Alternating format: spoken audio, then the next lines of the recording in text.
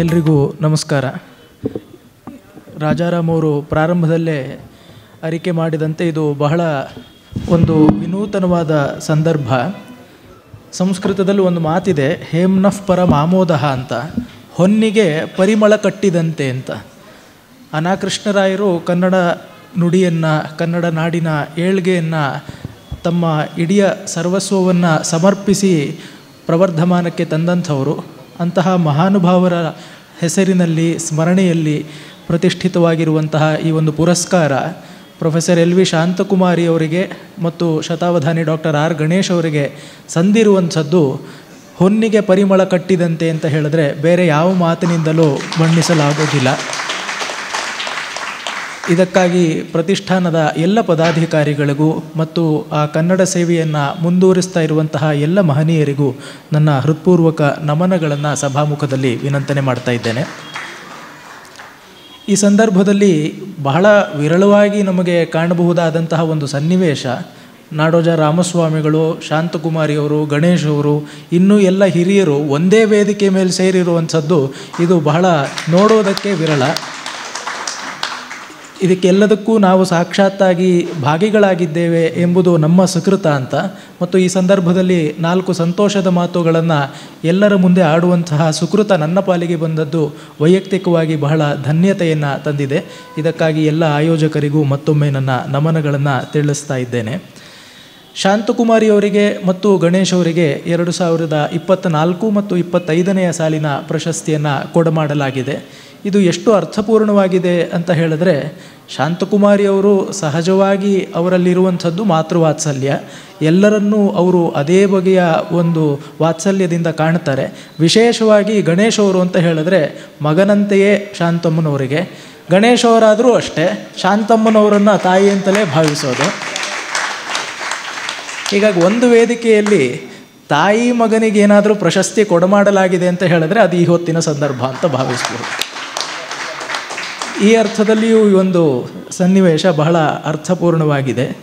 ಮತ್ತು ಈ ಇಬ್ಬರು ಎಷ್ಟೋ ಬಗೆಯಲ್ಲಿ ಅರ್ಥಪೂರ್ಣವಾದ ಕೆಲಸಗಳನ್ನು ಮಾಡಿ ತಮ್ಮ ತಮ್ಮ ಕ್ಷೇತ್ರಗಳಲ್ಲಿ ಜಲಚಿಹ್ನೆಗಳೇ ಆಗಿದ್ದಾರೆ.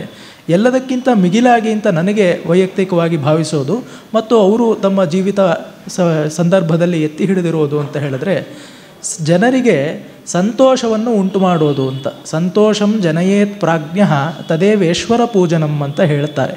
ಒಬ್ಬ ವ್ಯಕ್ತಿ ತಾನೂ ಸಂತಸವನ್ನು ಕಂಡು ತನ್ನ ಸುತ್ತಲಿನ ಒಂದು ಸಮಾಜಕ್ಕೂ ಕೂಡ ಸಂತೋಷವನ್ನು ಪಸರಿಸುವುದಕ್ಕೆ ಸಾಧ್ಯವಾದರೆ ಅದಕ್ಕಿಂತ ಹೆಚ್ಚಿನ ಒಂದು ಸಾಧನೆ ಏನು ತಾನೇ ಇದ್ದೀತು. ಶಾಂತಕುಮಾರ್ ಅವರಾಗಲಿ, ಗಣೇಶ್ ಅವರಾಗಲಿ ಈ ಸಂತೋಷ ವಿತರಣೆಯ ಒಂದು ಕೈಂಕರ್ಯವನ್ನು ಬಹಳ ಅನಿತರ ಸಾಧಾರಣವಾಗಿ ನಿರ್ವಾಹ ಮಾಡಿದ್ದಾರೆ. ಮತ್ತು ಒಂದು ವಿಶೇಷ ಅಂತ ಹೇಳಿದ್ರೆ, ಯಾರೋ ವಯಸ್ಸಾಗಿರೋರಿಗೋ ಅಥವಾ ಯಾವಾಗಲೂ ಗತಕಾಲದ ಸಂಗತಿಗಳು, ಧರ್ಮ ಅಂತೆ, ಸಾಹಿತ್ಯ ಅಂತೆ, ವ್ಯಾಕರಣ, ಛಂದಸ್ಸು, ಅಲಂಕಾರ ಈ ರೀತಿ ವಿಚಾರಗಳನ್ನು ಮಾತಾಡ್ತಿರೋರ ಮುಂದೆ ಯಾವುದೇ ವಿಚಾರಗಳನ್ನು ಮುಕ್ತವಾಗಿ ಚರ್ಚಿಸಬಹುದಾ ಅಂತ ನಮ್ಮಲ್ಲಿ ಅನೇಕರಿಗೆ ಪ್ರಶ್ನೆ ಬರಬಹುದು. ಈಗಿನ ಕಾಲದ ಸಮಸ್ಯೆಗಳನ್ನಾಗಲಿ ಯಾವುದೋ ವಿಚಾರಗಳನ್ನಾಗಲಿ ಅವರಲ್ಲಿ ನಾವು ಮಾತನಾಡಬಹುದಾ, ಅವರಷ್ಟು ಸರಳರ, ಸುಲಭರ, ನಮ್ಮ ಹತ್ರನೂ ಮಾತಿಗೆ ಸಿಗ್ತಾರಾ, ಈ ರೀತಿ ಅನೇಕ ಸಂದೇಹಗಳಾಗಲಿ ಪ್ರಶ್ನೆಗಳಾಗಲಿ ನಮ್ಮ ಮುಂದೆ ಎದುರಾಗ್ತಾನೆ ಇರ್ತವೆ. ಆದರೆ ಶಾಂತಕುಮಾರಿಯವರು, ಗಣೇಶ್ ಅವರು ಎಷ್ಟು ಸುಲಭರಾಗಿದ್ದಾರೆ ಅಂತ ಹೇಳಿದ್ರೆ, ಅವರ ದಿನದ ಅನೇಕ ಗಂಟೆಗಳಷ್ಟು ಕಾಲ ಬೇರೆಯವರಿಗಾಗಿಯೇ ಮೀಸಲಾಗಿರುತ್ತೆ. ಮತ್ತು ಯಾವ ವಿಚಾರವನ್ನು ಅವರಲ್ಲಿ ಮುಕ್ತವಾಗಿ ಚರ್ಚಿಸಬಹುದು ಅಂತ, ಯಾವುದೇ ಒಂದು ಪೂರ್ವಗ್ರಹವಾಗಲಿ ಅವರಿಗೆ ತಾವು ತಿಳಿದೇ ಇದ್ದರೆ ಇನ್ನೊಬ್ಬರಿಂದ ತಿಳ್ಕೊಳ್ಳುವುದಕ್ಕಾಗಲೂ ಆ ವಿಚಾರಗಳನ್ನು ಚರ್ಚಿಸ್ತಾರೆ. ಇದು ಕೂಡ ಅವರ ವ್ಯಕ್ತಿ ಮಾಹಾತ್ಮ್ಯವನ್ನೇ ಎತ್ತಿ ತೋರಿಸುತ್ತೆ ಅಂತ ನಾವು ಅಂದುಕೊಳ್ಳಬಹುದು. ಈಗಿನ ಕಾಲಮಾನದಲ್ಲಿ ಬಹಳ ವಿರಳವಾಗ್ತಾ ಇರುವಂತಹ ಒಂದು ಗುಣ ಅಂತ ಹೇಳಿದ್ರೆ, ಮಾತು ಮತ್ತು ಬರವಣಿಗೆ, ವ್ಯಕ್ತಿತ್ವ ಮತ್ತು ಕೃತಿತ್ವ ಇವು ಎರಡರ ನಡುವೆ ಬಹಳ ಬಿರುಕುಗಳು ಏರ್ಪಡ್ತಾ ಇವೆ.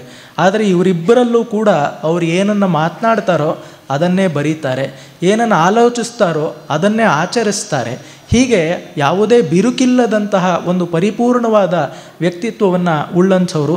ನಿಜಕ್ಕೂ ಸಮಾಜದ ಸ್ವಾಸ್ಥ್ಯವನ್ನು ಕಾಪಿಟ್ಟು 4 ಕಾಲ ಸಲಹಬಲ್ಲಂತಹ ಮಹನೀಯರಿಗೆ ಈ ಹೊತ್ತು ಪ್ರಶಸ್ತಿ ಸಂದಿದೆ ಅಂತ ಹೇಳಿ ನಾವು ಬಹಳ ನಮ್ಮ ಒಂದು ಕನ್ನಡ ನಾಡಿನ ಸಮಾಜದ ಒಂದು ಸ್ವಾಸ್ಥ್ಯವನ್ನು ಕೂಡ ನಾವು ಈ ಸಂದರ್ಭದಲ್ಲಿ ಅಭಿನಂದಿಸಬೇಕಾಗಿದೆ.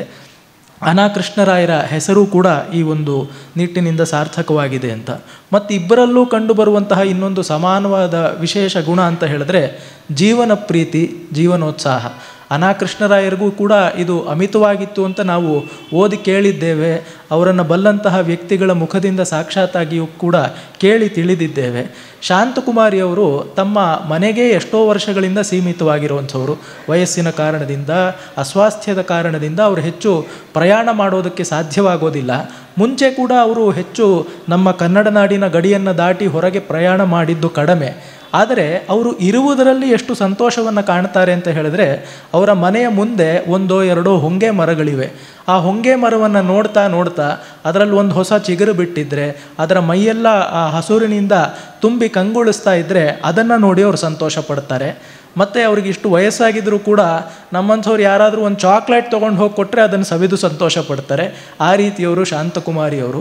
ಈ ವಯಸ್ಸಿನಲ್ಲಿಯೂ ಅವರಿಗೆ ಆ ಒಂದು ಜೀವನೋಲ್ಲಾಸ ಅಷ್ಟು ಜೀವಂತವಾಗಿದೆ ಅವರಲ್ಲಿ ಅಂತ. ಗಣೇಶ್ ಅವರಾದರೂ ಅಷ್ಟೇ, ಆ ಒಂದು ಪ್ರಕೃತಿ ಪ್ರೀತಿ ಅವರಿಗೆ ಮೊದಲೇ ನಮಗೆ ಯಾವುದೋ ಮರ ಗಿಡ ನೋಡಿದ್ರೆ ಎಲ್ಲದರಲ್ಲೂ ಹಸಿರಿದೆ, ಎಲ್ಲ ಗಿಡವೂ ಒಂದೇ, ಎಲ್ಲ ಮರವೂ ಒಂದೇ. ಅವ್ರಿಗೆ ಹಾಗಲ್ಲ. ಅವ್ರಿಗೆ ಆರಗ್ವಧ ಬೇರೆ, ಅಶೋಕ ಬೇರೆ, ಪುನ್ನಾಗ ಬೇರೆ, ಇನ್ನೊಂದು ಗಿಡ ಬೇರೆ, ಇನ್ನೊಂದು ಹೂ ಬೇರೆ. ಇದೆಲ್ಲ ತಿಳ್ಕೊಂಡು ಒಂದೊಂದು ಋತುವಿನಲ್ಲಿಯೂ ಒಂದೊಂದು ಸಂದರ್ಭದಲ್ಲಿಯೂ ಯಾವೆಲ್ಲ ಹೂ ಗಿಡಗಳು ಪುಷ್ಪವಿಂದ ಫಲವೃತವಾಗತ್ವೆ ಅವನ್ನೆಲ್ಲ ಗಮನಿಸ್ಕೊಂಡು ಲಾಲ್ಬಾಗ್ ಆಗಲಿ, ಕಬ್ಬನ್ ಪಾರ್ಕ್ ಆಗಲಿ ಅವ್ರು ಹೋಗಿ ಬರ್ತಾ ಇರ್ತಾರೆ. ನೋಡಿ ಇತರರಿಗೂ ತಿಳಿಸಿ ಸಂತೋಷ ಪಡ್ತಾ ಇರ್ತಾರೆ. ಇನ್ನು ಗಣೇಶ್ ಅವ್ರಿಗೆ ಚಾಕ್ಲೇಟ್ ಕೊಟ್ಟರೆ ತಿಂತಾರೋ ಇಲ್ವೋ, ಆದರೆ ಅವರೇ ಪ್ರತಿನಿತ್ಯ ಚೆನ್ನಾಗಿ ಅಡುಗೆ ಮಾಡಿಕೊಂಡು ಬಂದವರಿಗೂ ಉಣಿಸಿ ತಾವು ಉಂಟು ಸಂತೋಷ ಪಡ್ತಾ ಇದ್ದಾರೆ. ಈ ರೀತಿಯ ಜೀವನೋತ್ಸಾಹ ಇರುವಂತಹ ವ್ಯಕ್ತಿಗಳಿಗೆ ಅದೇ ಬಗೆಯ ಗುಣವನ್ನು ಮೈದುಂಬಿಸಿಕೊಂಡಿದ್ದಂತಹ ಒಬ್ಬ ಮಹನೀಯರ ಒಂದು ಪ್ರಶಸ್ತಿ ಸಂದಿರೋದು ಮತ್ತೊಂದು ಸಾರ್ಥಕ್ಯ ಅಂತ ನಾವು ಮನಗಾಣಬಹುದು. ಇನ್ನು ಶಾಂತಕುಮಾರಿಯವರ ಕುರಿತು ನಾವು ಆಲೋಚನೆ ಮಾಡ್ತಿರ್ಬೇಕಾದ್ರೆ, ಅವರು ಅಗಾಧವಾಗಿ ಕೆಲಸವನ್ನು ಮಾಡಿದ್ದಾರೆ. ತಮ್ಮ ಪುಸ್ತಕಗಳ ಮೂಲಕ ಹೊಸ ಬೆಳಕನ್ನು ಅನೇಕ ವಿಚಾರಗಳ ಮೇಲೆ ಚೆಲ್ಲಿದ್ದಾರೆ. ಇದೆಲ್ಲವೂ ನಿಜ. ಸುಮಾರು 40ಕ್ಕೂ ಹೆಚ್ಚು ಗ್ರಂಥಗಳನ್ನು ಅವರು ಕನ್ನಡದಲ್ಲಿ, ಇಂಗ್ಲೀಷ್ನಲ್ಲಿ ರಚಿಸಿದ್ದಾರೆ. ಅವರಿಗೆ ಹಿಂದಿ ಭಾಷೆಯಲ್ಲೂ ಬಹಳ ಒಳ್ಳೆಯ ಪ್ರವೇಶ ಮತ್ತು ಪ್ರಭುತ್ವಗಳಿವೆ. ಆದರೆ ಎಲ್ಲದಕ್ಕಿಂತ ಹೆಚ್ಚಾಗಿ ಅವರು ವ್ಯಕ್ತಿಯಾಗಿ ನಮ್ಮ ನಡುವೆ ಇದ್ದರೆ ಅವರನ್ನು ಯಾರು ಸುಮ್ಮನೆ ನೋಡಿದ್ರೆ ಕೂಡ ಅವರಲ್ಲಿ ಒಂದು ಪ್ರಸನ್ನತೆ ಉಂಟಾಗುತ್ತೆ ಅಂತ. ಇದನ್ನು ಪ್ರಾಕೃತಿಕವಾದಂತಹ ಒಂದು ರೂಪಕದಿಂದ ನಾವು ಮನಸ್ಸಿಗೆ ತಂದುಕೊಳ್ಬಹುದು ಅಂತ ಅನಿಸುತ್ತೆ. ಒಂದು ಬೆಳದಿಂಗಳನ್ನು ನಾವು ಮನಸ್ಸಿನಲ್ಲಿ ಪರಿಭಾವಿಸಿದರೆ ನಮ್ಮಲ್ಲಿ ಯಾವ ರೀತಿಯ ಒಂದು ಸ್ನಿಗ್ಧತೆ, ಒಂದು ಸೌಮ್ಯತೆ, ಒಂದು ಪ್ರಸನ್ನತೆ ಉಂಟಾಗುತ್ತೋ, ಶಾಂತಕುಮಾರಿಯವರ ಜೊತೆ ಮಾತನಾಡೋದಿರಲಿ, ಅವರನ್ನು ಕಂಡರೆ ಕೂಡ ಅದೇ ಬಗೆಯ ಒಂದು ಭಾವ ನಮ್ಮ ಮನಸ್ಸಿನಲ್ಲಿ ಮೂಡುತ್ತೆ. ಮತ್ತು ಇದು ಯಾವ ರೀತಿಯಾದದ್ದು ಅಂತ ಹೇಳಿದ್ರೆ, ಬೆಳದಿಂಗಳು ಅದು ಎಷ್ಟೇ ಸೌಮ್ಯವಾಗಿದ್ದರೂ ಕೂಡ ಎಷ್ಟೇ ಗಾಢವಾದ ಪ್ರಭೂತವಾದ ಅಂಧಕಾರವನ್ನು ಅದು ತೊಡೆದು ಹಾಕಬಲ್ಲದು. ಅದೂ ಅಷ್ಟೇ ನಿಜ. ಕನ್ನಡದಲ್ಲಿ ಕಾವಳ ಅಂತ ಹೇಳ್ತಾರೆ, ದಟ್ಟವಾದ ಕತ್ತಲು. ಆ ಬಗೆಯ ಕಾವಳವನ್ನು ಕೂಡ ಇಷ್ಟು ಸೌಮ್ಯವಾದ ಬೆಳದಿಂಗಳು ಅದು ಹೇಗಪ್ಪ ಭೇದಿಸಬಲ್ಲದು ಅಂತ ಆಶ್ಚರ್ಯವಾಗುತ್ತೆ. ಶಾಂತಕುಮಾರಿಯವರ ಸತ್ವ ಆ ಬಗೆಯಾದದ್ದು, ಸೌಮ್ಯವಾದದ್ದು, ಆದರೆ ಅಷ್ಟೇ ಪರಿಣಾಮಕಾರಿಯಾದದ್ದು. ಅವರು ಹುಟ್ಟಿದ್ದು ಮೈಸೂರಿನಲ್ಲಿ, ತಮ್ಮ ಜೀವನವನ್ನು ಕಳೆದಿದ್ದು ತುಮಕೂರು ಮತ್ತು ಟಿಪುಟೂರು ಆ ಪ್ರಾಂತಗಳಲ್ಲಿ ಹೆಚ್ಚಿನ ವರ್ಷಗಳ ಕಾಲ. ತಮ್ಮ ತಂದೆ ಅವರ ಮೇಲೆ ಬಹಳ ಪ್ರಭಾವ ಬೀರಿದರು ಅಂತ ಬಹಳ ಕೃತಜ್ಞತೆಯಿಂದ ಅವರು ಆಗೀಗ ಸ್ಮರಿಸ್ತಾನೆ ಇರ್ತಾರೆ. ಅವರ ತಂದೆಯಿಂದ ಓದಿನ ಒಂದು ಅಭ್ಯಾಸ, ರುಚಿ, ಒಂದು ಮಟ್ಟಿಗೆ ಹುಚ್ಚು ಅಂತಲೇ ಹೇಳ್ಬೋದು, ಅದನ್ನು ಅವರು ಮೈಗೂಡಿಸ್ಕೊಂಡವರು. ಎಲ್ಲರಿಗೂ, ಹೆಣ್ಣು ಮಕ್ಕಳಿಗೆ ವಿಶೇಷವಾಗಿ ಪುಟ್ಟ ಪುಟ್ಟ ಮಕ್ಕಳಿಗೆ ಬಗೆ ಬಗೆಯ ಉಡುಗೊರೆಗಳನ್ನು ತಂದೆ ತಾಯಂದಿರು ಮತ್ತು ಬಂಧು ಬಾಂಧವರು ಇವರೆಲ್ಲ ತಂದು ಕೊಡ್ತಾರೆ. ಆದರೆ ಶಾಂತಕುಮಾರಿ ಅವರಿಗೆ ಆ ರೀತಿಯ ಉಡುಗೊರೆ ತಮ್ಮ ತಂದೆಯಿಂದ ಸಂದದ್ದು ಅಳಸಿಂಗರಾಚಾರ್ಯರಿಂದ ರಚಿತವಾದಂತಹ ರಾಮಾಯಣ, ಭಾರತ ಈ ಪುಸ್ತಕಗಳು. ಆ ಪುಸ್ತಕಗಳನ್ನು ಓದಿ ಅವರು ತಮ್ಮ ವ್ಯಾಸಂಗದ ಹವ್ಯಾಸ, DL ನರಸಿಂಹಾಚಾರ್ಯರ ಪದವನ್ನು ಬಳಸೋದಾದರೆ ಅದನ್ನು ರೂಪಿಸ್ಕೊಂಡ್ರು. ಆ ಒಂದು ವ್ಯಾಸಂಗದ ಹವ್ಯಾಸ ಅವರ ಈ ಹೊತ್ತು ಜೀವನದ ಸಂಧ್ಯೆಯಲ್ಲೂ ಕೂಡ ಅವರನ್ನು ಕೈ ಹಿಡಿದು ನಡೆಸ್ತಾನೇ ಇದೆ. ಈ ರೀತಿ ಬಹಳ ಪ್ರಗಾಢವಾದ ಓದಿನ ಹಿನ್ನೆಲೆ ಇರುವ ಶಾಂತಕುಮಾರಿ ಅವರಿಗೆ ಫಾರ್ಮಲ್ ಎಜುಕೇಷನ್ ಅಂತ ಹೇಳ್ತೀವಲ್ಲ, ಶಾಲೆ ಕಾಲೇಜುಗಳಲ್ಲಿ ಅಧಿಕೃತವಾಗಿ ಹೋಗಿ ವಿದ್ಯಾಭ್ಯಾಸ ಮಾಡುವಂತಹ ಅವಕಾಶಗಳು ಬೇರೆ ಬೇರೆ ಕಾರಣಗಳಿಂದ ಒದಗಲಿಲ್ಲ. ಅವರ ವಿದ್ಯಾಭ್ಯಾಸ ಅರ್ಧಾಂತಿಕದಲ್ಲಿಯೇ ಅದು ಸ್ಥಗಿತವಾಯಿತು ಅಂತ ಗೊತ್ತಾಗುತ್ತೆ.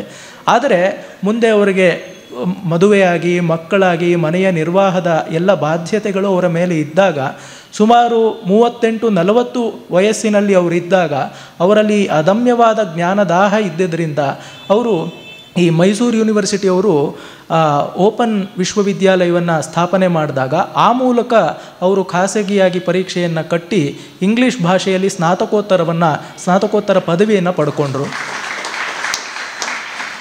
ನೋಡಿ, ನಮಗೆ ಎಷ್ಟೋ ಕಾಲ ಎಲ್ಲ ಅವಕಾಶಗಳು ಎಲ್ಲ ಸಂದರ್ಭಗಳು ನಮಗೆ ಪೂರಕವಾಗೇ ಇದ್ದಾಗ ನಾವು ಮಾಡೋದು ಕೆಲಸೋದಕ್ಕಾಗೋದಿಲ್ಲ. ಏನೇನೋ ಅಡ್ಡಿಗಳು ಆತಂಕಗಳು ನಾವೇ ಎಕ್ಸ್ಪ್ಲನೇಷನ್ಸ್ ಕೊಡ್ತಾ ಇರ್ತೀವಿ. ಆಲಸ್ಯ ಇರುತ್ತೆ, ಏನೋ ಮನೆಯಲ್ಲಿ ಸಂದರ್ಭ ಸರಿ ಹೋಗೋದಿಲ್ಲ ಅಂತಿರುತ್ತೆ. ಅವರು ಒಂದು ಸ್ನಾತಕೋತ್ತರ ಪದವಿಯ ವ್ಯಾಸಂಗವನ್ನು ಗೃಹಿಣಿಯಾಗಿ, ಮಕ್ಕಳ ತಾಯಿಯಾಗಿ, ಮಡದಿಯಾಗಿ, ಒಂದು ವಿಸ್ತೃತ ಕುಟುಂಬದ ಒಂದು ಹೊಣೆಯನ್ನು ಹೊತ್ತಂತಹ ಮಹಿಳೆಯಾಗಿ ನಿರ್ವಾಹ ಮಾಡಿದ್ರು ಅಂತ ಹೇಳಿದ್ರೆ ಅದೆಷ್ಟು ಮಿಗಿಲಾದ ಸಂಗತಿ ಅಂತ ನಮಗೆ ಈ ಹೊತ್ತಿಗೂ ಕೂಡ ಅನಿಸುತ್ತೆ. ಮತ್ತು ಇದೆಲ್ಲ ಇದ್ದರೂ ಕೂಡ ಅವರು ತಾವೇ ಇದನ್ನೆಲ್ಲ ಮಾಡಿದ್ದು ಎಂಬ ರೀತಿಯಿಂದ ಅವ್ರು ಹೇಳ್ಕೊಳ್ಳದಿರ ತಮ್ಮ ಗುರುಗಳು ಬಹಳ ಚೆನ್ನಾಗಿ ಸಿಕ್ಕರು ಅಂತ ಅವ್ರು ಇವತ್ತಿಗೂ ನೆನಪಿಸ್ಕೊಳ್ತಾರೆ. ಅವರು ಸೊಗಸಾದ ವ್ಯಕ್ತಿ ಚಿತ್ರಗಳನ್ನು, ಸ್ಮೃತಿ ಚಿತ್ರಗಳನ್ನೆಲ್ಲ ಬರೆದಿದ್ದಾರೆ. ಅಲ್ಲಿ ಕಣ್ಣಮ್ಮನವರು ಎಂಬ ಅಧ್ಯಾಪಿಕೆ ಅವರ ಮೇಲೆ ಬೀರಿದಂತಹ ಪ್ರಭಾವವನ್ನು, ತಮ್ಮ ಮನೋಬುದ್ಧಿಗಳನ್ನು ರೂಪಿಸಿದರಲ್ಲಿ ಅವರು ವಹಿಸಿದಂತಹ ಪಾತ್ರವನ್ನು ಬಹಳ ಚೆನ್ನಾಗಿ ಚಿತ್ರಿಸಿದ್ದಾರೆ. ಇನ್ನು ಸ್ನಾತಕೋತ್ತರ ಪದವಿಯಲ್ಲೂ ಕೂಡ ಅವರಿಗೆ ಏಕಾಂಬರಂ ಎಂಬ ಬಹಳ ಒಳ್ಳೆಯ ಅಧ್ಯಾಪಕರು ಸಿಕ್ಕು ಒಂದು ಪ್ರಬಂಧವನ್ನು ರಚಿಸಬೇಕಾದರೆ, ಒಂದು ಸಾಹಿತ್ಯ ಕೃತಿಯ ಮೌಲ್ಯಾಂಕನವನ್ನು ಮಾಡಬೇಕಾದರೆ ಯಾವೆಲ್ಲ ದೃಕ್ಕೋನಗಳಿಂದ ನಾವು ವಿಮರ್ಶಿಸಬೇಕಾಗತ್ತೆ, ನಾವು ತೌಲನಿಕವಾದ ಅಧ್ಯಯನಗಳನ್ನೆಲ್ಲ ಹೇಗೆ ಕಂಡುಕೊಳ್ಳಬೇಕಾಗತ್ತೆ, ಇದನ್ನೆಲ್ಲ ಅವರು ಕಾಣಿಸಿಕೊಟ್ಟರು ಅಂತ ಶಾಂತಕುಮಾರಿಯವರು ಬಹಳ ಚೆನ್ನಾಗಿ ನೆನಪಿಸ್ಕೊಳ್ತಾ ಇರ್ತಾರೆ. ಇದಾದ ನಂತರ ಅನೇಕ ಸರ್ಕಾರಿ ಕಾಲೇಜುಗಳಲ್ಲಿ, ಪದವಿ ಪೂರ್ವ ಕಾಲೇಜುಗಳಲ್ಲಿ ಅವರಿಗೆ ಇಂಗ್ಲೀಷ್ ಸಾಹಿತ್ಯವನ್ನು ಬೋಧಿಸುವಂತಹ ಸದವಕಾಶ ದೊರೆಯಿತು. ಕಾಲ ಕಳೆದಂತೆ ಸ್ನಾತಕೋತ್ತರ ವಿದ್ಯಾರ್ಥಿಗಳಿಗೂ ಕೂಡ ಅವರು ಮಾರ್ಗದರ್ಶನವನ್ನು ಇಂಗ್ಲೀಷ್ ಸಾಹಿತ್ಯದಲ್ಲಿ ಮಾಡಿದ್ದಾರೆ. ಶಾಂತಕುಮಾರಿಯವರಷ್ಟು ವ್ಯಾಪ್ತಿಯನ್ನುಳ್ಳ ವಿಮರ್ಶಕರು, ಅನುವಾದಕರು ಪ್ರಾಯಶಃ ಈ ಹೊತ್ತು ನಮ್ಮ ನಡುವೆ ಹೆಚ್ಚಿನ ಮಂದಿ ಇರಲಿಕ್ಕೆ ಇಲ್ಲ. ಇಷ್ಟೆಲ್ಲ ಸಿದ್ಧಿ ಮತ್ತು ಸಾಧನೆಗಳ ಹಿನ್ನೆಲೆ ಇದ್ದರೂ ಕೂಡ ಅವರು ತಮ್ಮ ಬರೆಹದ ಉದ್ದೇಶ ಏನು ಅಂತ ಯಾವ್ಯಾವುದೋ ದೊಡ್ಡ ದೊಡ್ಡ ಶಬ್ದಗಳಲ್ಲಿ ಯಾರಿಗೂ ಅರ್ಥವಾಗದಂತಹ ಪರಿಭಾಷೆಗಳನ್ನು ಬಳಸಿ ಹೇಳಿ ಗೊಂದಲವನ್ನು ಉಂಟು ಮಾಡೋದಿಲ್ಲ. ತಮಗೆ ಇಷ್ಟವಾದ, ತಮ್ಮ ಮನಸ್ಸಿಗೆ ಮೆಚ್ಚಾದ ಸಾಹಿತ್ಯ ಕೃತಿಗಳ ಸ್ವಾರಸ್ಯವನ್ನು ಇತರರಿಗೂ ತಿಳಿಸಿಕೊಡಬೇಕು. ಆ ಸಂತೋಷದ ಸಂವಿಭಾಗವೇ ಅವರ ಸಾಹಿತ್ಯ ರಚನೆಯ ಉದ್ದೇಶ ಅಂತ ಹೇಳ್ತಾರೆ. ಇದು ಎಲ್ಲರಿಗೂ ಅರ್ಥವಾಗಬಲ್ಲಂತಹ ಮತ್ತು ಎಲ್ಲ ಕಾಲಕ್ಕೂ ಸಲ್ಲಬಹುದಂತಹ ಒಂದು ಉದ್ದೇಶ, ಪರಿಣಾಮ. ಶಾಂತಕುಮಾರಿಯವರು ಯಾವುದೇ ಐಡಿಯಾಲಜಿ, ಅಜೆಂಡಾ ಇದು ಯಾವುದರ ಹಿಂದೆ ಓಡಿ ಹೋದವರು ಅಲ್ಲ, ಅದನ್ನು ಬೆಂಬತ್ತಿ ಬರೆದಂಥವರು ಅಲ್ಲ. ತಮ್ಮ ಅತ್ಯಂತ ಸಹಜವಾದಂತಹ ಸಾಹಿತ್ಯ ಅಧ್ಯಯನದ ಫಲಿತಗಳಾಗಿ ಅವರ ಪುಸ್ತಕಗಳು ರೂಪಿತವಾಗಿದೆ ಅಂತ ನಾವು ಅರ್ಥ ಮಾಡಿಕೊಳ್ಬಹುದು. ಮತ್ತು ನಾನು ಆಗಲೇ ಹೇಳಿದ ಹಾಗೆ ಹೊರಗಿನ ಅವಕಾಶಗಳಿಗಾಗಲಿ, ಹೊರಗಿನ ಅನುಕೂಲತೆಗಳಿಗಾಗಲಿ ಅವರು ಎಂದೂ ಕಾದದ್ದೇ ಇಲ್ಲ. ಸ್ವಪ್ರೇರಣೆಯಿಂದಲೇ ಎಲ್ಲ ಕೆಲಸಗಳನ್ನು ಮಾಡಿದರು. ಇದು ನಮಗೆ ಎಷ್ಟೋ ಜನರಿಗೆ ಒಂದು ಮಾದರಿಯಾಗಬಲ್ಲದು, ಒಂದು ಸ್ಫೂರ್ತಿ ಸ್ಥಾನವಾಗಿ ನಿಲ್ಲಬಲ್ಲದು ಅಂತ ನಾವು ಅರ್ಥ ಮಾಡಿಕೊಳ್ಳಬಹುದು.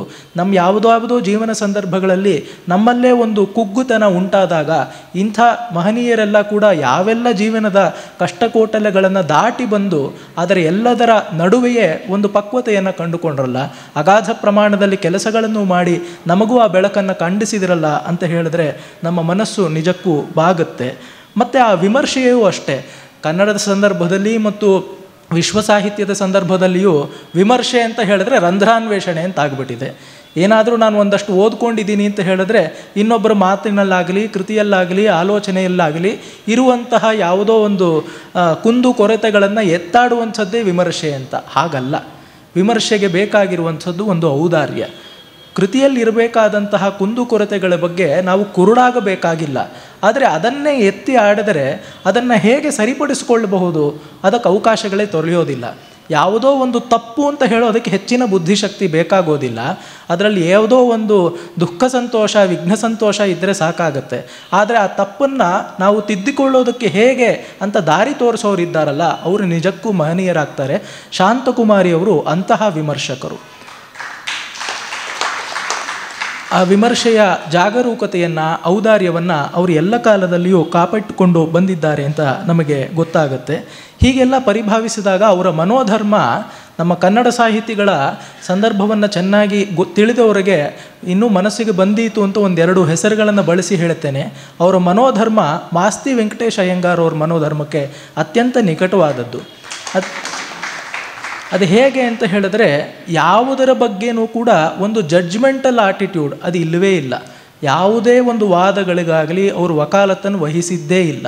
ಎಲ್ಲ ಜೀವನಕ್ಕೂ ಅವರು ಒಂದು ಅಂಗೀಕಾರ ಭಾವದಿಂದಲೇ ನೋಡ್ತಾರೆ.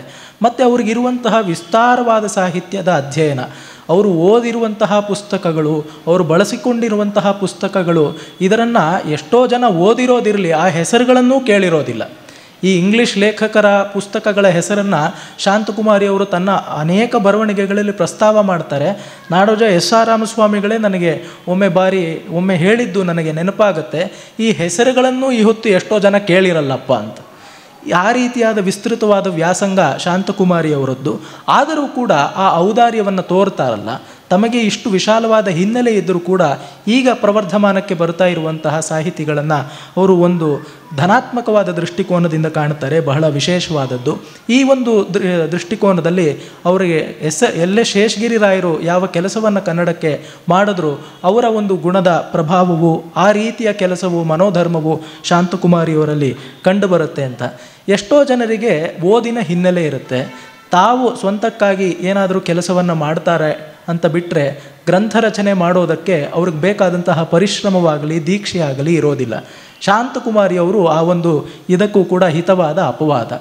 ಎಷ್ಟು ಗ್ರಂಥಗಳನ್ನು ಬರೆದಿದ್ದಾರೆ ಮತ್ತು ಕೈಗೊಂಡ ಎಲ್ಲ ಕೆಲಸಗಳನ್ನು ಅರ್ಧಾಂತಿಕವಾಗಿ ನಿಲ್ಲಿಸದೆ ಪೂರ್ತಿಯಾಗಿ ದಡ ಮುಟ್ಟಿಸ್ತಾರೆ. ಇದು ಅವರಲ್ಲಿರುವಂತಹ ಮತ್ತೊಂದು ವಿಶೇಷವಾದ ಗುಣ. ಮನೆಗೆಲಸದ ನಡುವೆ ಮತ್ತು ಅಸ್ವಾಸ್ಥ್ಯದ ನಡುವೆ, ಇದೆಲ್ಲದರ ನಡುವೆಯೂ ಅವರು ಕೆಲಸಗಳನ್ನು ಮಾಡಿದ್ದಾರೆ. ಈ ಸಂದರ್ಭದಲ್ಲಿ ಅವರ ಮನೆಯವರನ್ನು ಕೂಡ ನಾವು ನಮನಪೂರ್ವಕವಾಗಿ ವಂದಿಸಬೇಕು. ಅವರನ್ನು ಅಷ್ಟು ಚೆನ್ನಾಗಿ ನೋಡಿಕೊಂಡಿದ್ದಾರೆ. ಸುದರ್ಶನ್ ಅವರಾಗಲಿ, ವೈಜಯಂತಿಯವರಾಗಲಿ, ನಿರಂಜನ್ ಅವರಾಗಲಿ, ಅವ್ರ ತಮ್ಮ ಶ್ರೀರಂಗರಾಜು ಅವರಾಗಲಿ, ಪ್ರಭಾಶಂಕರ್ ಅವರಾಗಲಿ ಅಷ್ಟು ಚೆನ್ನಾಗಿ ಕಾಪಿಟ್ಟುಕೊಂಡು ಬಂದಿರೋದ್ರಿಂದ ಇವರಿಗೆ ತಮ್ಮ ಇಷ್ಟದ ಓದು ಬರವಣಿಗೆಯನ್ನು ಮಾಡೋದಕ್ಕೆ ಸಾಧ್ಯವಾಗಿದೆ. ಅನೇಕ ಬೇರೆ ಪ್ರತಿಬಂಧಕಗಳಿಲ್ಲ ಅಂತಲ್ಲ, ಆದರೆ ಈ ಮಟ್ಟಕ್ಕೆ ಪ್ರತಿಬಂಧ ಆಗದಂತೆ ಅವರು ನೋಡಿಕೊಂಡಿದ್ದಾರೆ. ಎಷ್ಟೋ ಜನ ಸಾಹಿತಿಗಳಿಗೆ ಈ ಸುಕೃತ ಒದಗೋದಿಲ್ಲ, ಇವರಿಗೆ ಒದಗಿಸಿಕೊಟ್ಟಿದ್ದಾರೆ. ಆ ದೈವಕ್ಕೆ ನಾವು ನಮಿಸಬೇಕು. ಯಾವುದರಲ್ಲಿಯೂ ಅತಿ ಇಲ್ಲ, ಎಲ್ಲೂ ಕೂಡ ಅಬ್ಬರ ಇಲ್ಲ. ಆ ರೀತಿಯಾದ ವಿಮರ್ಶೆ ಶಾಂತಕುಮಾರಿಯವರದ್ದು. ಒಂದು ವಿಚಾರವನ್ನು, ಪುಸ್ತಕವನ್ನು ಅವರು ವಿಮರ್ಶೆ ಮಾಡ್ತಾರೆ ಅಂತ ಹೇಳಿದ್ರೆ ವಿಪುಲವಾದ ಉದ್ಧರಣಗಳನ್ನು ಮೂಲ ಕೃತಿಯಿಂದ ತಂದು ಕೊಡ್ತಾರೆ. ಎಷ್ಟೋ ಬಾರಿ ಒಬ್ಬ ವಿಮರ್ಶಕ ಅಂತ ಹೇಳಿದ್ರೆ ತನ್ನ ಬುದ್ಧಿಯನ್ನೇ ಮೆರೆಸಬೇಕು. ಅಲ್ಲಿ ವಿಮರ್ಶೆಯಲ್ಲಿ ಯಾವ ಲೇಖಕ, ಯಾವ ಪುಸ್ತಕ ಅದು ಮರೆತೋಗಿರುತ್ತೆ. ವಿಮರ್ಶಕನೇ ಪುಟದಲ್ಲಿಯೂ ಪಂಕ್ತಿಯಲ್ಲಿಯೂ ಅಕ್ಷರದಲ್ಲಿಯೂ ಕಾಣ್ತಾ ಇರ್ತಾನೆ. ಶಾಂತಕುಮಾರಿಯವರು ಹಾಗೆ ಬರೆಯೋದಿಲ್ಲ. ಮೂಲ ಲೇಖಕ ಏನು ಹೇಳ್ತಾನೆ, ಅವನ ಆಶಯ ಏನು, ಇದು ತಿಳಿಯಬೇಕು ಅಂತ ಹೇಳಿ ಅಷ್ಟು ವಿಪುಲವಾಗಿ ಉದ್ಧರಣೆಗಳನ್ನು ಅವರು ಮಾಡ್ತಾರೆ. ಮತ್ತು ಅವರು ಒಂದು ಕೃತಿಯನ್ನು ಎಷ್ಟು ನಿಷ್ಠವಾಗಿ, ಎಷ್ಟು ಗಾಢವಾಗಿ ಅಭ್ಯಸಿಸಿರ್ತಾರೆ ಎಂಬುದು ಕೂಡ ನಮಗೆ ಅದರ ಮೂಲಕ ತಿಳಿದು ಬರುತ್ತೆ. S.L. ಭೈರಪ್ಪನವರ ಸಾಹಿತ್ಯ ಸಮಸ್ತಕ್ಕೆ ಶಾಂತಕುಮಾರಿಯವರಿಂದ ಸಂದಂತಹ ಒಂದು ಕೈಂಕರ್ಯ ಅದು ನಿರುಪಮವಾದದ್ದು ಅಂತ ನಾವು ಹೇಳಬೇಕು. ಅವರ ಒಂದು ಕೃತಿಯ ಹೆಸರು ಯುಗಸಾಕ್ಷಿ ಅಂತ. ಭೈರಪ್ಪನವರು ಹೇಗೆ ಸಾಹಿತ್ಯದ ಒಂದು ಪರ್ವಕ್ಕೆ ಯುಗಸಾಕ್ಷಿಯಾಗಿದ್ದರೋ, ಶಾಂತಕುಮಾರಿಯವರು ಭೈರಪ್ಪನವರ ವಿಮರ್ಶ ಸಾಹಿತ್ಯಕ್ಕೆ ಒಂದು ಯುಗಸಾಕ್ಷಿಯಾಗಿ ನಿಂತಿದ್ದಾರೆ. ಶಾಂತಕುಮಾರಿಯವರ ಕೃತಿಗಳನ್ನು ಇಟ್ಟು ನಾವು ಮೌಲ್ಯಾಂಕನ ಮಾಡಿದರೆ ಅವರಿಗೆ ಮುಂಚೆ ಬಂದ ಕೃತಿಗಳು, ತದನಂತರದಲ್ಲಿ ಬಂದ ಕೃತಿಗಳು ಅಂತ ಸ್ಪಷ್ಟವಾಗಿ ವಿಭಾಜಕೋಪಾಧಿ ಅಂತ ಆ ರೀತಿಯಲ್ಲಿ ಗೆರೆಗೀಚಿ ತೋರಿಸಬಹುದು. ಆ ರೀತಿಯ ಕೈಂಕರ್ಯ ಸಂದಿದೆ. ಯುಗಸಾಕ್ಷಿ ಆಗಿರಬಹುದು, ಪ್ರತಿಭಾನ ಆಗಿರಬಹುದು, ಭೈರಪ್ಪನವರ ಸಾಹಿತ್ಯದಲ್ಲಿ ತಾಯ್ತನದ ತೆರೆಗಳು ಎಂಬ ಬಹಳ ಒಳ್ಳೆಯ ಪುಸ್ತಕ ಆಗಿರಬಹುದು. ಇದು ಎಲ್ಲದರಲ್ಲೂ ಭೈರಪ್ಪನವರು ಯಾವ ಮೌಲ್ಯಗಳನ್ನು ನಚ್ಚಿ ಸಾಹಿತ್ಯ ರಚನೆ ಮಾಡಿದ್ರು, ನಮ್ಮ ಪಾರಂಪರಿಕವಾದ ಮೌಲ್ಯಗಳು, ಅದು ಪುರುಷಾರ್ಥ ಆಗಿರಬಹುದು, ಸಾಹಿತ್ಯದ ಮಟ್ಟಿಗೆ ರಸಧ್ವನಿಗಳಿಗೆ ನಿಷ್ಠೆ ಆಗಿರಬಹುದು, ಅವುಗಳನ್ನೇ ಇರಿಸಿಕೊಂಡು ಪಾಶ್ಚಾತ್ಯ ಪ್ರಭಾವದಿಂದ ಬಂದಂತಹ ಒಳ್ಳೆಯಂತಹ ಸಾಹಿತ್ಯ ಮೌಲ್ಯಗಳು, ಒಂದು ಪಾತ್ರ ರಚನೆ, ಒಂದು ನ್ಯಾರೇಟಿವ್ ಟೆಕ್ನಿಕ್ಸ್ ಅಂತ ಹೇಳ್ತೀವಲ್ಲ, ಕಥನ ತಂತ್ರ, ಆ ಬಗೆಯದ್ದು, ಮತ್ತು ಬಗೆಯ ಮಿತ್ಸ್ಗಳು, ಇದೆಲ್ಲವನ್ನೂ ಶಾಂತಕುಮಾರಿಯವರು ತಮ್ಮ ವಿಮರ್ಶೆಗಳಲ್ಲಿ ಬಳಸಿಕೊಂಡಿದ್ದಾರೆ. ಯುಗಸಾಕ್ಷಿ ಬರೋದಕ್ಕೆ ಆ ಒಂದು ಸಂದರ್ಭದ ತನಕ ಭೈರಪ್ಪನವರಿಗೆ ಹೆಚ್ಚು ಬಂದಿದ್ದೆಲ್ಲ ವಿಮರ್ಶೆಗಳೇ. ಆದರೆ ಇವರು ಆ ವಿಮರ್ಶೆಗೂ ಹೋಗದೆ, ವಿಮರ್ಶೆಗೂ ಹೋಗದೆ, ನಿಜವಾಗಲೂ ಕೃತಿ ಏನು ಹೇಳ್ತಾ ಇದೆ, ಅದು ನಮಗೆ ತೋರುವಂತಹ ಆಯಾಮಗಳು ಯಾವುವು, ಇದನ್ನೆಲ್ಲ ಬಹಳ ಚೆನ್ನಾಗಿ ಚಿತ್ರಿಸ್ತಾ ಹೋಗ್ತಾರೆ. ಸ್ವತಂತ್ರವಾಗಿ, ಸಹಕರ್ತೃಕವಾಗಿ ಅವರು ಸುಮಾರು 9 ಕಾದಂಬರಿಗಳನ್ನು, ಆತ್ಮಕಥೆಯೂ ಸೇರಿದಂತೆ ಭೈರಪ್ಪನವರದ್ದು ಅವರು ಇಂಗ್ಲೀಷ್ ಭಾಷೆಗೆ ಅನುವಾದ ಮಾಡಿದ್ದಾರೆ. ಈಗ ಪರಿಚಯ ಮಾಡಿಕೊಡುತ್ತಲೇ ಹೇಳಿದ್ರು, ಭೈರಪ್ಪನವರು ಕನ್ನಡ ಭಾಷೆಯಲ್ಲಿ ಬರೆದಂತಹ ದಿಟಕ್ಕೂ ವಿಶ್ವ ಸಾಹಿತಿ. ಅವರನ್ನು ವಿಶ್ವಕ್ಕೆ ಮುಟ್ಟಿಸಬೇಕಾದ್ರೆ ಸಹಕಾರ ಮಾಡುವಂಥದ್ದು ಅನುವಾದಗಳೇ. ಆ ಕೆಲಸವನ್ನು ಶಾಂತಕುಮಾರಿಯವರು ನಮಗೆ ಮಾಡಿಕೊಟ್ಟು ಉಪಕರಿಸಿದ್ದಾರೆ. ಎಷ್ಟೋ ಆಯಾಮಗಳನ್ನು ಕಂಡರಿಸಿದ್ದಾರೆ. ಮತ್ತು ಅವರ ಸಾಹಿತ್ಯ ಬರೀ ಭೈರಪ್ಪನವರಿಗೆ ಮಾತ್ರ ಸೀಮಿತವಾಗಿಲ್ಲ. ಆ ನಿಟ್ಟಿನಲ್ಲಿ ಅವರ ಕೆಲಸ ಮಾಡಿರುವಂಥದ್ದು ಬಹಳ ಮೌಲಿಕವಾದದ್ದು, ದೊಡ್ಡದಾದದ್ದು ನಿಜ.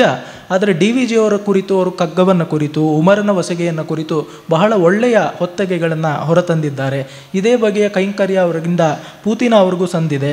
ಮಲೆದೇಗುಲ, ಶ್ರೀಹರಿಚರಿತೆ ಇದೆಲ್ಲದರ ಬಗ್ಗೆನೂ ಕೃತಿ ರಚನೆ ಮಾಡಿದ್ದಾರೆ. ಮತ್ತು ಮಾಸ್ತಿಯವರ ಸಣ್ಣ ಕಥೆಗಳನ್ನು ಕುರಿತಾಗಲಿ, ಶಿವರಾಮ್ ಕಾರಂತರ ಅನೇಕ ಕಾದಂಬರಿಗಳನ್ನು ಕುರಿತಾಗಲಿ ಅವರು ಬರೆದಿರುವಂತಹ ವಿಮರ್ಶೆಗಳನ್ನು ನೋಡಿದ್ರೆ ನಿಜಕ್ಕೂ ನಮ್ಮಲ್ಲಿ ಒಂದು ಸಾಹಿತ್ಯ ಸಂಸ್ಕಾರ ವಿಮರ್ಶೆಯಿಂದ ಮೂಡಬಲ್ಲುದು ಅಂತ ಹೇಳೋದಕ್ಕೆ ಶಾಂತಕುಮಾರಿಯವರ ಕೃತಿಗಳು ಸಾಕ್ಷ್ಯಗಳಾಗಿ ನಿಲ್ಲುತ್ತವೆ. ಮತ್ತು ಕನ್ನಡ ಸಾಹಿತ್ಯ ಎಲ್ಲಿ ಅಂತ ಹೇಳಿದ್ರೆ ಅಷ್ಟಕ್ಕೆ ಮಾತ್ರ ಸೀಮಿತವಾಗಿದ್ದಾರಾ? ಸಾಕ್ರಟಿಸ್, ಮಾರ್ಕಸ್ ಔರೇಲಿಯಸ್, ಎಪಿಕ್ಟೆಟಸ್ ಮುಂತಾದಂತಹ ಗ್ರೀಕ್, ರೋಮನ್ ಚಿಂತಕರ ಒಂದು ಸಾಹಿತ್ಯದ ಪರಿಚಯವನ್ನು ಕೂಡ ಕನ್ನಡಿಗರಿಗೆ ಅವರು ಅನುವಾದಗಳ ಮೂಲಕ, ಪರಿಚಯಗಳ ಮೂಲಕ ಮಾಡಿಸಿಕೊಟ್ಟಿದ್ದಾರೆ. ನಮ್ಮದೇ ನೆಲದಂತಹ ವಿಶಿಷ್ಟವಾದ ಕಾಣಿಕೆ ವಚನ ಸಾಹಿತ್ಯ. ಅಲ್ಲಿ ಅಪ್ರಚಲಿತ ವಚನಕಾರ್ತಿಯರು ಅಂತಲೇ ಒಂದು ಬಹಳ ವಿಶೇಷವಾದ ಪುಸ್ತಕವನ್ನು ಬರೆದಿದ್ದಾರೆ. ಹೀಗೆ ಹೇಳ್ತಾ ಹೋದರೆ ಶಾಂತಕುಮಾರಿಯವರ ಸಾಹಿತ್ಯ ಅದೇ ಒಂದು ವಿಶಾಲವಾದ ಪ್ರಪಂಚ. ಒಂದು ಮಾತಿನಲ್ಲಿ ಹೇಳೋದಾದರೆ ಶಾಂತಕುಮಾರಿಯವ್ರದ್ದು ಎಲ್ಲ ವಿಷಯಗಳಲ್ಲೂ ಅಂಗೀಕಾರ ಅದು ಆಸ್ತಿಕ್ಯದ ಮಹಾಲಕ್ಷಣ ಅಂತ ಅನಿಸುತ್ತೆ. ಯಾವುದನ್ನು ಮೊದಲು ಅಂಗೀಕರಿಸೋದು, ಆಮೇಲೆ ಕೆಟ್ಟದ್ದೋ ಸರಿದೋ ಒಟ್ಟಿನಲ್ಲಿ ಇದೆಯಲ್ಲ, ಇರೋದನ್ನು ಒಪ್ಪಿಕೊಂಡ್ರೆ ಆಮೇಲೆ ಅದನ್ನು ಏನೋ ನೋಡಬಹುದು. ಆ ಮಹಾಗುಣ ಒಂದು ಪೃಥ್ವಿಯ ಸ್ಥೈರ್ಯ ಅಂತ ಹೇಳ್ತೀವಲ್ಲ, ಪರ್ವದ ಕುಂತಿಯಂತೆ ಆ ಬಗೆಯ ಗುಣ ಶಾಂತಮ್ಮನವರಲ್ಲಿ ಇದೆ. ಅವರಿಗೆ ಮತ್ತೊಮ್ಮೆ ನಮನಗಳನ್ನು ಸಲ್ಲಿಸ್ತಾ ಅಭಿನಂದನೆ ಅಲ್ಲ, ಅಭಿವಂದನೆಯನ್ನು ಸಲ್ಲಿಸ್ತಾ ಇದ್ದೇನೆ. ಇನ್ನು ಗಣೇಶ್ ಅವ್ರ ಬಗ್ಗೆ ರಾಜಾರಾಮ್ ಅವರು ಪರಿಚಯನೇ ಮಾಡಿಕೊಡಲಿಲ್ಲ, ಎಲ್ಲರಿಗೂ ಪರಿಚಯ ಇದೆ ಅಂತ. ಇನ್ನು ನಾನೇನಾದರೂ ಹೇಳೋಕೆ ಹೋದರೆ ಪುನರುಕ್ತಿಯೂ ಆದೀತು, ಹಾಸ್ಯಾಸ್ಪದವೂ ಆದೀತು. ಆದರೆ ಸಂತೋಷದ ಕರ್ತವ್ಯ ಒಂದು ನನಗೆ ಧನ್ಯತೆಯ ಸಂದರ್ಭ ಅಂತ ಹೇಳಿದ್ರೆ, ಶಾಂತಕುಮಾರಿಯವರಿಂದ, ಗಣೇಶ್ ಅವರಿಂದ ನಾನು ಕಲಿತದ್ದು, ದೊರೆತದ್ದು, ಪಡೆದದ್ದು ಮಾತಿಗೆ ನಿಲುಕಲಾರದ್ದು. ಆದರೆ ಅವರ ಬಗ್ಗೆ ಕುಳಿತು ಹೇಳುವಂಥದ್ದು ನನಗೆ ಬಹಳ ಸಂತೋಷದ ಕೈಂಕರ್ಯವಾಗಿದೆ. ಗಣೇಶ್ ಅವರು ನಮಗೆ ತಿಳಿದಂತೆ ಬರೀ ಕನ್ನಡ ನಾಡಿನಲ್ಲೇ ಅಲ್ಲ, ಭಾರತದಲ್ಲೇ ಇರುವಂತಹ ಬಹುಶ್ರುತ ಕವಿಗಳು, ವಿದ್ವಾಂಸರು. ಕನ್ನಡ ನಾಡಿನಲ್ಲಿ ಲುಪ್ತವಾಗಿದ್ದಂತಹ ಅವಧಾನ ಕಲೆಯನ್ನು ತಮ್ಮ ಏಕಾಂಗ ಸಾಹಸದಿಂದ ಅವರು ಪುನರುಜ್ಜೀವನ ಮಾಡಿದ್ದಾರೆ. ಇದುವರೆಗೆ 1300 ಅಷ್ಟಾವಧಾನಗಳನ್ನು, 5 ಶತಾವಧಾನಗಳನ್ನು ನಿರ್ವಾಹ ಮಾಡಿದ್ದಾರೆ. ಅವಧಾನದ ಕಲೆಯಿತಿಹಾಸದಲ್ಲಿಯೇ ಅದರ ಸೀಮಾಪುರುಷರು ಅಂತಿದ್ದಂತಹ ಅನೇಕ ತೆಲುಗಿನ ಅವಧಾನಗಳು ಮಾಡೋದಕ್ಕೆ ಅಸದಳ ಅಂತ ಕೈಚಲ್ಲಿ ಕುಳಿತಿದ್ದಂತಹ ಎಷ್ಟೋ ವಿಕ್ರಮಗಳನ್ನು ಇವರು ಲೀಲಾಜಾಲವಾಗಿ ಸಾಧಿಸಿ ತೋರಿಸಿದ್ದಾರೆ. ಅದು ಚಿತ್ರಕವಿತೆ ಆಗಿರಬಹುದು, ಇನ್ನೂ ಬಗೆ ಬಗೆಯ ಸ್ವಾರಸ್ಯಗಳು ಅದು ಅವಧಾನದ ಇತಿಹಾಸದಲ್ಲಿಯೇ ದಾಖಲವಾಗಿದೆ. ಅನೇಕ ವಿಶೇಷ ವಿಷಯಗಳನ್ನು ಇಟ್ಟುಕೊಂಡು ಅವಧಾನವನ್ನು ಮಾಡಿದ್ದಾರೆ. ಅಂದರೆ ಅವರ ಬಹುಶ್ರುತ ವಿದ್ವಾಂಸರು ಅಂತ ನಾವು ಮಾತಿಗೆ ಮಾತ್ರ ಹೇಳೋದಿಲ್ಲ. ಅವಧಾನ ಅಂತ ಹೇಳಿದ್ರೆ ಯಾವುದೇ anything under the sun can be posed as a question. ಅದನ್ನು ಇವಾಗ ಭೈರಪ್ಪನವರ ಸಾಹಿತ್ಯವನ್ನು ಕುರಿತೇ ಅವಧಾನ ಮಾಡಿದ್ದಾರೆ, ಡಿ ವಿ ಜಿಯವರ ಸಾಹಿತ್ಯವನ್ನು ಕುರಿತೇ ಅವಧಾನ ಮಾಡಿದ್ದಾರೆ. ಅದ್ವೈತ ದರ್ಶನ, ಋತುಗಳು, ಹಬ್ಬಗಳು, ಈ ಒಂದೊಂದು ಕುರಿತು ವಿಷಯಗಳನ್ನು ಕುರಿತು ಅವಧಾನ ಮಾಡಬೇಕು ಅಂದರೆ ಅದು ಎಲ್ಲದರಲ್ಲೂ ಆ ಎಲ್ಲ ವಿಚಾರಗಳನ್ನು ಅವರು ಓದಿದ್ರೆ ಸಾಲದು, ಆ ಎಲ್ಲ ವಿಚಾರಗಳು ಅವರಲ್ಲಿ ಬದುಕಿರಬೇಕು. ಆಗ ಮಾತ್ರ ಸಾಧ್ಯವಾಗತ್ತೆ. ಗಣೇಶ್ ಅವರು ಯಾವುದೇ ಒಂದು ವಿಚಾರಕ್ಕೆ ತೆರೆದುಕೊಂಡ್ರೆ ಅದು ತಮ್ಮೊಳಗೆ ಬದುಕುವಂತೆ ಮಾಡಿಕೊಳ್ತಾರೆ. ಅದು ಅವರ ಒಂದು ಶಕ್ತಿ ಅಂತ. ಅಭಿಜಾತ ಕಲೆಗಳು ಮತ್ತು ಅಭಿಜಾತವಾದ ಶಾಸ್ತ್ರ ಸಾಹಿತ್ಯ ಇವುಗಳಿಗೆ ಗಣೇಶ್ ಅವರಿಂದ ಬಹಳ ಮಿಗಿಲಾದ ಕೊಡುಗೆ ಸಂದಿದೆ ಅಂತಲೇ ಹೇಳಬೇಕು. ಒಂದು ಮಾತಿನಲ್ಲಿ ಹೇಳೋದಾದರೆ ಅವರೇ ಒಂದು ಪುಸ್ತಕವನ್ನು ಬರೆದಿದ್ದಾರೆ, ಸಂಸ್ಕಾರಗಳು, ಪರಮಾರ್ಥ ಮತ್ತು ಪ್ರಸ್ತುತಾನ್ವಯ ಅಂತ. ಈ 2 ಶಬ್ದಗಳಿಂದ ಗಣೇಶ್ ಅವರು ಕೊಟ್ಟಿರುವಂತಹ ಕೊಡುಗೆಯನ್ನು ನಾವು ಸರಿಯಾಗಿ ಅರ್ಥೈಸಿಕೊಳ್ಳುವುದಕ್ಕೆ ಸಾಧ್ಯವಾಗುತ್ತೆ. ಯಾವುದೇ ಒಂದು ವಿಚಾರ ನಮಗೆ ಸರಿಯಾಗಿ ತಿಳಿಯಬೇಕು ಅಂತ ಹೇಳಿದ್ರೆ ಅದರ ಹೃದಯ ಭಾಗ ಏನು, ಅದರ ತಿರುಳು ಏನು ಅಂತ ನಮಗೊಬ್ಬರು ತಿಳಿಸ್ಕೊಡ್ಬೇಕಾಗತ್ತೆ. ಇದನ್ನು ಪರಮಾರ್ಥ ಅಂತ ಕರೀತಾರೆ. ಎಷ್ಟೋ ಒಂದು ಸಂಗತಿಗಳು ಶತಶತಮಾನಗಳಿಂದ ನಮ್ಮಲ್ಲಿ ವಿಕಸಿತವಾಗಿ ಬರ್ತಾ ಇದ್ದಾಗ ಅವುಗಳಲ್ಲಿ ಎಷ್ಟೋ ಆಯಾಮಗಳು ಬೇಕಿದ್ದು ಬೇಡದ್ದು ಎಲ್ಲ ಸೇರಿಕೊಂಡು ಬಿಟ್ಟಿರುತ್ತವೆ. ಆದರೆ ಅದನ್ನೆಲ್ಲ ವಿಂಗಡಣೆ ಮಾಡಿ ತೋರಿಸಿ ನಿಜಕ್ಕೂ ತಿರುಳು ಇದು ಅಂತ ಒಬ್ಬರಿಗೆ ತೋರಿಸ್ಕೊಡ್ಬೇಕಾಗತ್ತೆ. ಅದನ್ನು ಗಣೇಶ್ ಅವರು ನಮ್ಮ ಭಾರತೀಯ ಸನಾತನ ಪರಿಕಲ್ಪನೆಗಳ ಅನೇಕದರ ವಿಚಾರದಲ್ಲಿ ಮಾಡಿದ್ದಾರೆ. ಮತ್ತು ಇಷ್ಟು ಮಾಡಿದ್ರೂ ಕೂಡ ಸಾಕಾಗೋದಿಲ್ಲ. ಯಾವುದೋ ಒಂದು ಕಾಲದ ವಿಷಯ ಅದು ಕಾಲಬಾಹ್ಯ ಅಂತ ಆಗ್ಬಿಡುವಂತಹ ಒಂದು ದುರವಸ್ಥೆ ಎದುರಾಗುತ್ತೆ. ಹಾಗೆ ಮಾಡೋದಕ್ಕೆ ಬಿಡದೆ ಅದರ ಹೃದಯವನ್ನು ಅರ್ಥಕೊಂಡಂತೆಯೇ ಅದರ ಸಾರ್ವಕಾಲಿಕತೆ ನಮಗೆ ಮನಸ್ಸಿಗೆ ಗೋಚರವಾಗುತ್ತೆ. ಅದನ್ನು ಅವರು ಪ್ರಸ್ತುತಕ್ಕೆ ಅದರ ಅನ್ವಯ ಹೇಗೆ, ಇದಕ್ಕೂ ಕೂಡ ಅವರು ತಮ್ಮ ಮನಸ್ಸು ಯಾವಾಗಲೂ ಅವರ ಮನಸ್ಸು ತುಡಿತಾ ಇರುತ್ತೆ. ಈ ಪರಮಾರ್ಥ ಮತ್ತು ಪ್ರಸ್ತುತ ಅನ್ವಯ ಅದು ಎರಡನ್ನೂ ಬಹಳ ಚೆನ್ನಾಗಿ ನಮಗೆ ಸಾಧಿಸಿ ತೋರಿಸಿದ್ದಾರೆ ಗಣೇಶ್ ಅವರು. ಅವರ ಮೂಲಕ ಸಾವಿರಾರು ಲಕ್ಷಾಂತರ ಜನಕ್ಕೆ ಸಾಹಿತ್ಯ ಕಲೆಗಳ ವಿಷಯದಲ್ಲಿ ಒಂದು ರುಚಿಶುದ್ಧಿ ಮೂಡಿದೆ. ನಮ್ಮ ಪಾರಂಪರಿಕ ತತ್ವಗಳನ್ನು ಅಷ್ಟೇ ಯಾವುದೇ ವೈಶ್ವಿಕ ಒಂದು ಸತ್ಯ ಸಂಗತಿಯನ್ನು ಯಾವ ಪರಿಪ್ರೇಕ್ಷೆಯಲ್ಲಿ ಅರ್ಥ ಮಾಡಿಕೊಳ್ಬೇಕು ಅದು ಸರಿಯಾಗಿ ದೊರೆತಿದೆ. ನಮ್ಮ ಕಾಲದ ಒಂದು ತೊಂದರೆ ಅಂತ ಹೇಳಿದ್ರೆ ನಮಗೆ ಮಾಹಿತಿಯ ಕೊರತೆ ಇಲ್ಲ, ಮಾಹಿತಿ ಬೇಕಾದಷ್ಟಿದೆ. ಮಾಹಿತಿಗೆ ಬೆಲೆ ಕಟ್ಟೋದು ಹೇಗೆ, ಮಾಹಿತಿಯನ್ನು ಬಳಸ್ಕೊಂಡು ನಾವು ತಂದುಕೊಳ್ಳಬೇಕಾದಂತಹ ವಿವೇಕ ಯಾವ ಬಗೆಯಾದದ್ದು, ಆ ಪರ್ಸ್ಪೆಕ್ಟಿವ್ ಪರಿಪ್ರೇಕ್ಷೆ ಯಾರಾದರೂ ನಿಜವಾದ ವಿದ್ವಾಂಸರು ಒದಗಿಸಿಕೊಡಬಹುದಾದಂತಹ ಬಹಳ ದೊಡ್ಡ ಸಾಧನೆ ಗಣೇಶ್ ಅವರಿಂದ ಆಗಿರುವಂತಹ ಉಪಕಾರ ಆ ಬಗೆಯಾದದ್ದು. ನೂರಾರು ಜನರ ತರುಣರಿಗೆ ಅವರು ಸ್ಫೂರ್ತಿ ಸ್ಥಾನವೇ ಆಗಿದ್ದಾರೆ. ಇಷ್ಟೋ ಬಾರಿ ಗಣೇಶ್ ಅವರನ್ನು ಕುರಿತು ಹೇಳ್ತಿರ್ಬೇಕಾದ್ರೆ ಏಕವ್ಯಕ್ತಿ ವಿಶ್ವವಿದ್ಯಾಲಯ ಅಂತ ಒಂದು ಮಾತನ್ನು ಬಳಸೋದಾಗತ್ತೆ. ಇದು ಎರಡೂ ಅರ್ಥಗಳಲ್ಲಿಯೂ ಅನೇಕ ಅರ್ಥಗಳಲ್ಲಿ ಬಹುವಾಯಾಮಗಳಲ್ಲಿ ಸಾರ್ಥಕವಾಗಿದೆ ಈ ಪದಪುಂಜ. ಅಂದರೆ ಒಂದು ವಿಶ್ವವಿದ್ಯಾಲಯ ತಾನು ಮಾಡಬಹುದಾದಂತಹ ಕೆಲಸಗಳನ್ನು ಒಬ್ಬ ವ್ಯಕ್ತಿ ಅಲ್ಲಿರುವಂತಹ ಪುಸ್ತಕಗಳು, ಅಧ್ಯಾಪಕರು, ವಿದ್ಯಾರ್ಥಿಗಳು ಎಲ್ಲರೂ ಒಟ್ಟಿಗೆ ಮಾಡಬಹುದಾದಂತಹ ಕೆಲಸಗಳನ್ನು ಒಬ್ಬ ವ್ಯಕ್ತಿ ಮಾಡಿದ್ದಾನೆ. ಮತ್ತು ಒಂದು ವಿಶ್ವವಿದ್ಯಾಲಯ ತನ್ನ ಜೀವಿತಾವಧಿಯಲ್ಲಿ ಎಷ್ಟು ಜನರನ್ನು ಮುಟ್ಟಬಲ್ಲದು, ಎಷ್ಟು ವಿಷಯಗಳನ್ನು ತಟ್ಟಬಲ್ಲದು ಅದನ್ನು ಕೂಡ ಗಣೇಶ್ ಅವರು ಮಾಡಿದ್ದಾರೆ. ಹೀಗೆ ಏಕವ್ಯಕ್ತಿ ವಿಶ್ವವಿದ್ಯಾಲಯ ಗಣೇಶ್ ಅವರು ಅಲ್ಲಿ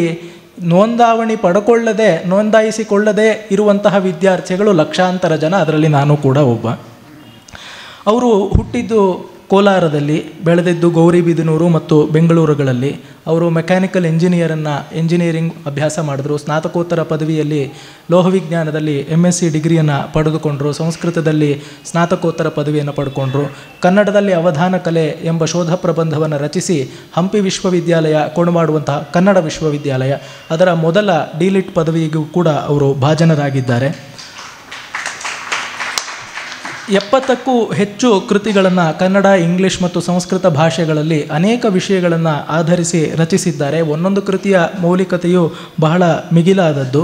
ಮತ್ತು ನಮಗೆಲ್ಲರಿಗೂ ಪ್ರಾಯಶಃ ಗಣೇಶ್ ಅವರು ಪರಿಚಯ ಆಗಿರೋದು ಉದ್ದಂಡ ಭಾಷಣಕಾರರಾಗಿ. ಬೆಂಗಳೂರು ರಸ್ತೆಗಳು ಎಷ್ಟು ಹದಗೆಟ್ಟಿವೆ ಅಂತ ಹೇಳಿದ್ರೆ, ಅಲ್ಲಿ ಒಂದು ಬಸವನಗುಡಿಯಿಂದ ಚಾಮರಾಜಪೇಟೆಗೆ ಹೋಗಬೇಕು ಅಂತ ಹೇಳಿದ್ರೆ 3/4 ತಾಸು 1 ಗಂಟೆ ಹಿಡಿಯುವಂತಹ ಪರಿಸ್ಥಿತಿ ಒದಗಾಗಿದೆ. ಆಗೆಲ್ಲ ಎಷ್ಟೋ ಜನರಿಗೆ ಒಂದು ಚೇತೋಹಾರಿ ಅನುಭವವಾಗಿ ಒದಗಿ ಬಂದಿರುವಂಥದ್ದು ಗಣೇಶ್ ಅವರ ಭಾಷಣಗಳು. ಕೇಳಿಕೊಂಡು ಕಾರ್ ಡ್ರೈವ್ ಮಾಡ್ತಿರ್ಬೇಕಾದ್ರೆ ಓಡಿಸ್ತಾರೆ. ಆ ರೀತಿಯ ಭಾಷಣಗಳನ್ನು ಸಂಸ್ಕೃತ ಕವಿಗಳು, ಶಾಸ್ತ್ರಕಾರರು, ಕನ್ನಡ ಕವಿಗಳು, ಅಭಿಜಾತ ಸಾಹಿತ್ಯ ಪರಂಪರೆ, ಶಾಸ್ತ್ರವಾಂಗ್ಮಯ ಇದೆಲ್ಲವನ್ನೂ ಕುರಿತು ಹತ್ತಿರ 15,000 ಗಂಟೆಗಳಷ್ಟು ರೆಕಾರ್ಡೆಡ್ ಲೆಕ್ಚರ್ಸ್ ಗಣೇಶ್ ಅವ್ರದ್ದಿದೆ. ಇಷ್ಟೆಲ್ಲ ಸಾಧನೆ ಮಾಡಿರುವ ವ್ಯಕ್ತಿ ಯಾರನ್ನು ತಾವು ಗುರುಗಳಾಗಿ ಪರಿಗಣಿಸ್ತಾರೆ ಅಂತ ಹೇಳಿದ್ರೆ, ದೊಡ್ಡ ದೊಡ್ಡ ವಿದ್ವಾಂಸರು, ಮಹಾಮಹೋಪಾಧ್ಯಾಯ ರಂಗನಾಥ್ ಶರ್ಮರು, ಲಂಕಾ ಕೃಷ್ಣಮೂರ್ತಿಗಳು ಇವರೆಲ್ಲರೂ ಕೂಡ ಇದ್ದೇ ಇದ್ದಾರೆ. ಆದರೆ ಅವರು ಪೌರಾಣಿಕ ಹಳೆಯ ತೆಲುಗು ಚಲನಚಿತ್ರಗಳು ನನ್ನ ಗುರು ಅಂತ ಹೇಳ್ಕೊಳ್ಳೋದಕ್ಕೆ ಸಂಕೋಚ ಪಡೋದಿಲ್ಲ.